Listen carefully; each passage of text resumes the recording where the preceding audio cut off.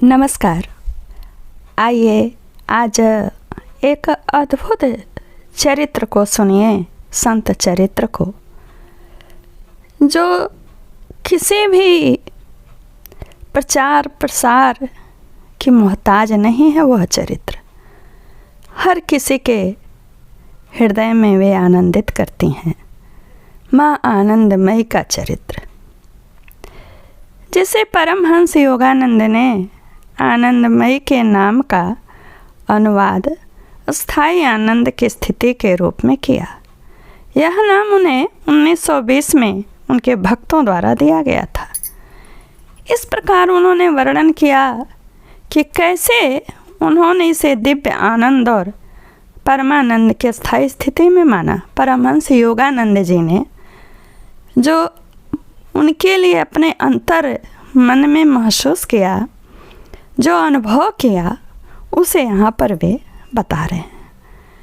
आनंदमयी माँ का जन्म 1896 में पूर्वी बंगाल वर्तमान बांग्लादेश में हुआ था। उनकी माँ ने माँ के जन्म से पहले देवी देवताओं के बारे में कई शुभ सपने देखे थे, जो एक विशेष प्राणी के आने के संकेत के रूप में थे। जिन उपहारों के साथ उसे संपन्न किया गया था, उनमें उपहार में 2 गुण थे, एक दूरदर्शिता और चमत्कारिक उपचार। ये 2 गुण आनंदमयी माँ के अंदर थे।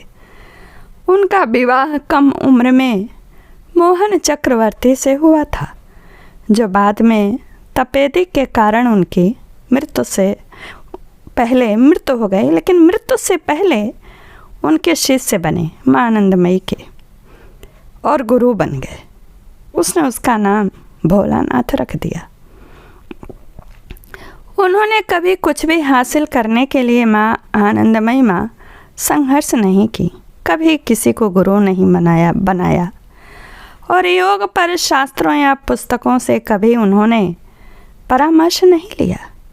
बस इतना ही हुआ कि रात में अपने कमरे में बैठकर दिन के दौरान घर के कामों को करने के बाद उनके प्राचीन संस्कृत छंदों और पवित्र वाक्यांशों यानी मंत्रों के माध्यम से एक आंतरिक मार्गदर्शन लाया, जिसे उन्होंने कभी नहीं सुना था। साथ ही साथ भगवान के विभिन्न पहलुओं की छवियाँ भी। स्वामी जी ने जब उन्होंने पूछा कि आंतरिक मार्गदर्शन कौन और क्या था, तो जवाब आया, आपकी शक्ति, दिव्य शक्ति। स्वामी जी ऐसा लिखते हैं।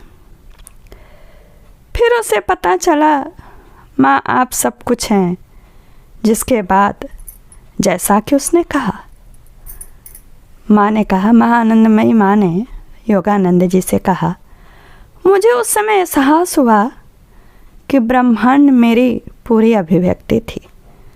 मैंने खुद को उस व्यक्ति के साथ आमने सामने पाया, जो कई रूप में दिखाई देता था। माँ आनंदमयी माँ अपने को इसे शब्द से संबोधित करती थी, मैं से नहीं। इसलिए समझते समय इस बात को आप लोग ध्यान रखिएगा। उसके आध्यात्मिक गुणों के कारण उसका शरीर अनायास ही लंबी समय तक कठिन यौगिक स्थितियों यानी आसन में बैठता है और सहज रूप से जटिल तांत्रिक हाथ की स्थिति, मुद्रा और इशारे बनाता है। इस तरह वह लंबे समय तक उपवास कर सकती थीं। उन्होंने बहुत उपवास रखा, लेकिन उन्हें बाकी के लिए ज़्यादा भोजन की आवश्यकता भी नहीं थी। मैं अक्सर खुद को अव्यक्त रूप से यह शरीर या आपकी यह छोटी लड़की के रूप में संदर्भित करता हूँ। यानी वे अपने शरीर को मैं नहीं अलग संबोधन करती थी। उसकी बात कर रहे हैं स्वामी जी। परमहंस योगानंद जी कहते हैं कि वह आम तौर पर अपने विवाहित आगंतुकों को पिता या माँ के रूप में गर्मजोशी से बधाई देती और बाकी सभी को बच्चे या दोस्त के रूप में। माँ के आगंतुक और अनुयायी सभी उम्र और जीवन के सभी क्षेत्र और विभिन्न धर्मों और राष्ट्रों से आए थे। उनसे मिलने आने वाले ने उन्हें शानदार रहस्यमय मानवीय रूप में दिव्य, एक चौकस और आरामदायक माँ के रूप में सख्त अनुशासन के साथ, जिनकी सलाह हमेशा अभिनय का सबसे अच्छा तरीका साबित हुई, एक आत्मविश्वासी महिला के रूप में, एक चंचल हंसमुख, कभी कभी गंभीर लड़के के रूप में वर्णित किया। माँ के लिए सब कुछ भगवान का खेल है। यह दर्द या चिंता का विषय नहीं है। यह उन्हें ईश्वर पर भरोसा करने का आग्रह करेगा, जो सबसे गहरी वास्तविकता है। अपना ध्यान उसमें विलय करने के लिए जो इतना निराकार है और खुद को इन सभी रूपों के रूप में प्रकट करता है, और किसी भी कार्य या कर्तव्य को कार्य के फल से जुड़े बिना शरीर के माध्यम से अनायास बहने देगा। आनंदमयी माँ किताबें नहीं लिखी। उन्होंने पूरे भारत में बड़े पैमाने पर यात्रा की और कई आश्रमों की स्थापना की, जिससे महिलाओं को ब्रह्मचारिणी नामक ब्रह्मचर्य जीवन का पालन करने का अवसर मिला। वह जहाँ भी जाते थे त्योहारों में शामिल होते थे और अक्सर कुंभ मेले में शामिल होती थी। कुंभ मेला एक सामूहिक हिंदू आस्था तीर्थ यात्रा है, जिसमें हिंदू एक पवित्र नदी में स्नान करने के लिए इकट्ठा होते हैं। तो आप जानते ही हैं।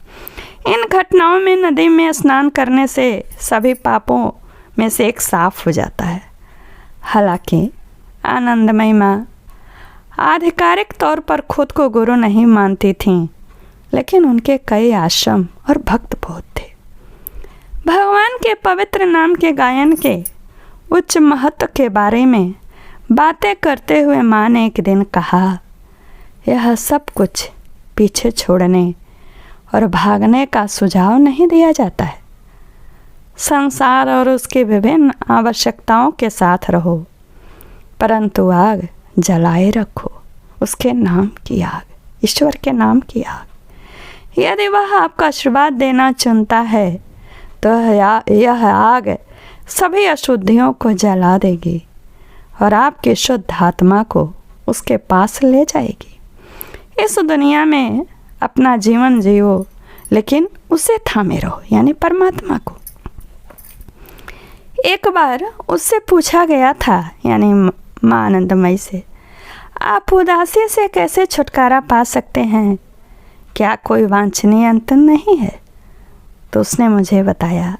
उन्होंने कहा, आप विदेश में रहते हैं और आप नाखुश हैं।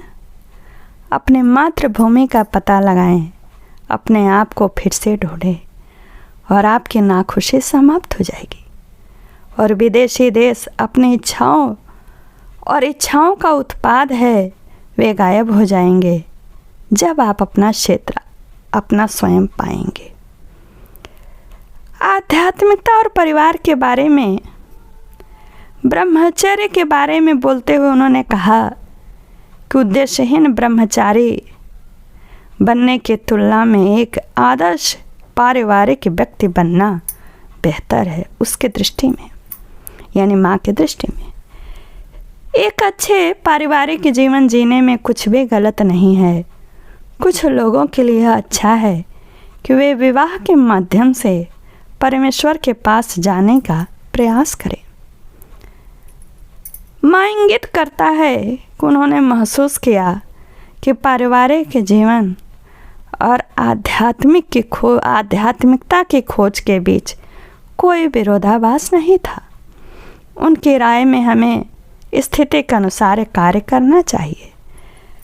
पारिवारिक जीवन जीने के दौरान भगवान तक पहुँचने के बारे में माँ ने एक बार परमहंस योगानंद जी से कहा, अपने घर को भगवान के मंदिर में बदल दो। जो कोई मेरे घर में रहता है वह सब परमेश्वर का स्वरूप है और मैं उसका भंडारी बनकर उसकी सेवा करूँगा। यदि आप इस भावना में जी सकते हैं तो इस बात की पूरी संभावना है कि आप समय के साथ परमेश्वर के सच्चे सेवक बन जाएंगे। शांति के बारे में उसने कहा, शांति धन में नहीं है और पुरुषों पर शासन नहीं करती है। आप कभी भी शांति प्राप्त नहीं कर सकते जब तक कि आपको यह महसूस न हो कि आपकी एक अबाधित पहचान है, यह ज्ञान और यह चेतना है। विभिन्न धर्मों के लिए माँ ने बताया कि अनिवार्य रूप से प्रत्येक धर्म का एक ही संदेश था। एक दिन परमेश्वर के तरीके के बारे में बात करते हुए माँ ने कहा, जब तुम दुख में शामिल होते हो तो तुम अक्सर परमेश्वर की धार्मिकता के बारे में शिकायत करते हो, लेकिन मुद्दा यह है कि वह खतरा पैदा करके ही खतरे को दूर करता है। कोई भी उसकी ओर तब तक नहीं बढ़ेगा जब तक वह पीड़ा से नहीं गुजरता है, ऐसा सुकरात ने कहा। गांधी जी की मृत्यु चौंकाने वाली खबर मिली तब माँ की तत्काल प्रतिक्रिया थी, यह यीशु मसीह की तरह है। गांधी के बारे में बोलते हुए माँ ने कहा, यीशु मसीह ने इसे लागू करने से पहले अपने शरीर से सभी हिंसा को अवशोषित कर लिया। हिंसा के प्रति भी उनकी कोई दुश्मनी नहीं थी। इसी तरह गांधी जी ने अहिंसा की प्रथा द्वारा अपने बल से हिंसा को हराया। वह चुपचाप राम का नाम लेते हुए गिर गया, प्रार्थना में अपने हथेलियों को एकजुट किया। डर के बारे में वे कहती थीं, यदि आप भगवान के बारे में सोचते हैं तो आप डर पर काबू पा सकते हैं। वह आत्मा है, जीवन शक्ति। तुम उसे याद करने में असफल नहीं हो सकते, चाहे तुम अकेले हो या धार्मिक व्यक्तियों की संगति में हो। यदि आप उसे काल नहीं करते, काल नहीं करते तो आप खुद को उस कफन से मुक्त नहीं कर सकते जो आपको कवर करता है। कभी भी खुद से कोशिश न करें, भगवान को रास्ता दें। यदि आप धोखा देने की कोशिश करते हैं तो आप खुद को धोखा देते हैं। माँ के जीवन का अंतिम चरित्र का वर्णन अब किया जा रहा है। उनके जीवन के अंत में निरंतर समर्पण और यात्रा और वर्षों से उनके पास मौजूद विभिन्न बीमारियों के परिणाम स्वरूप नौकरी छोड़ने के संकेत दिखाई देने लगे। दिव्य अवतारों के चरणों एवं उपहारों में से एक यह है कि वे अपने अनुयायियों की बीमारी और पीड़ाओं को संभाल सकते हैं। उनकी हालत दिन ब दिन बिगड़ती गई, लेकिन तब भी कई अनुयायियों द्वारा उनका दौरा किया गया था। 23 जुलाई की रात माँ ने कहा, कल सुबह यह शव आश्रम किशनपुर में चला जाएगा। अगली सुबह किशनपुर पहुँचने पर उसे सीधे अपने कमरे में ले जाने के लिए आंगन में रखी एक कुर्सी पर बिठाया गया। आनंदमयी माँ 28 अगस्त की सुबह अपने अस्तित्व के अंत तक वहाँ रही। जब कोई उनकी मृत्यु के बारे में शिकायत कर रहा था तब माँ ने कहा, कौन छोड़ता है और कौन इसे प्राप्त करता है? जीवन और मृत्यु के बीच अंतर क्या है? जो गुजरता है वास्तव में वह उस व्यक्ति में विलीन हो जाता है जो हमेशा मौजूद रहता है। माँ आनंदमयी के कुछ अनुभव विभिन्न परिस्थितियों में अपने शिष्यों को दी गई व्यक्तिगत सलाह और सलाह के कुछ अंश यहाँ पर आपको मैं बता रही हूँ। वे ज्ञान के सच्चे मोती का प्रतिनिधित्व करते हैं। जो वे कहती हैं मानव जन्म, इसका मतलब आमतौर पर इच्छा, जुनून, दर्द, पीड़ा, बुढ़ापे, बीमारी आदि का सामना करना नहीं है।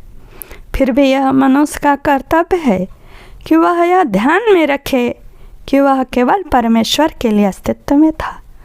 उसकी सेवा करना, उसे पूरा करना, यह कहना कि मैं नहीं जानता, मैं समझ में नहीं आता, सिर्फ अज्ञानता है। यह अज्ञानता की लहर है जो पीड़ा और दुख का कारण बनती है। चरित्र बल मनुष्य की सबसे बड़ी शक्ति है। यदि वह दुनिया के साथ अपने व्यवहार में इसका उपयोग करता है तो वह जो कुछ भी करता है उसमें विजयी होता है। आप माँ, दिव्य माँ को तब तक नहीं पा सकते जब तक आप में विश्वास जागृत न हो जाए। एक माँ जो कुछ भी करती है वह अपने बच्चों के लिए सबसे अच्छा है। परमहंस योगानंद जी के प्रश्न के उत्तर में, माँ मुझे अपने जीवन के बारे में कुछ बताओ, तो आनंदमयी माँ ने उत्तर दिया, पिताजी कहने के लिए कुछ बातें हैं। मेरी चेतना कभी इस अस्थायी शरीर से नहीं जुड़ी, कभी जुड़ी नहीं रही। यह शरीर तो इस धरती पर आने से पहले पिता मैं भी वही था।